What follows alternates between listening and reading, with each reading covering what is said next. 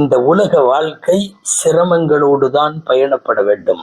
சிரமம் இல்லாமல் துன்யா இல்லை. துன்யா சிரமங்களின் கூடாரம். அவரவர் தகுதிக்கேற்பவும் துறைகளுக்கேற்பவும் நிலைகளுக்கேற்பவும் சிரமங்கள் கூடலாம் குறையலாம். ஒரே வழி, பாதை சரியாக பயணிக்க வேண்டுமானால் எல்லாம் வல்ல அந்த இறைவனை நோக்கிய நகர்வும் பயணமும் இருந்தால் வென்று விடலாம். ஏன், சிரமங்களை கூட சோதனைகளை கூட சாதனைகளாக மாற்றிவிட முடியும். ஏதாவது ஒரு பொறுப்பை யாரிடத்திலாவது ஒப்படைத்து விட்டால் நாம் கொஞ்சம் நிம்மதியாக இருக்கலாம் அல்லவா? இஸ்லாம் அப்படித்தான் கூப்பிடுகிறது. ஃபஃபிர்ரு இலல்லாஹ், நீங்கள் அல்லாஹ்விடம் விரைந்து செல்லுங்கள்.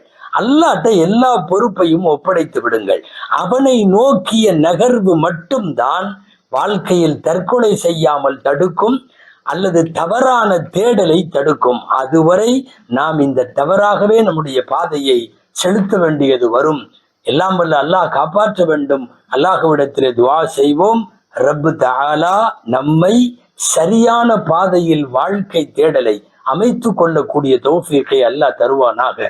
பணத்திற்கும் புகழுக்கும் இன்ன பிற உலகத்தினுடைய ஆடம்பரங்களுக்கும் பின்னாலே அதுதான் வாழ்க்கை என்று தவறான புரியுதலோடு பயணிப்பதை விட்டுவிட்டு உண்மையான இறைவனை நோக்கிய நகர்வு மட்டும்தான் இந்த உலகத்தையும் மறுமையையும் வெல்லுவதற்கு வழி என்கிற ஒரு அற்புதமான சிந்தனையை அல்லாஹ் நமக்கு தருவானாக. வாழ்க்கையை அர்த்தம் உள்ளதாக்கி ஆன்மீக தேடலோடு நம்முடைய வாழ்க்கை பயணத்தை எல்லாம் வல்ல அல்லாஹ் அமைத்து தந்து அதற்கான ஆவணங்களை இறைவனே ஏற்படுத்தி தருவானாக.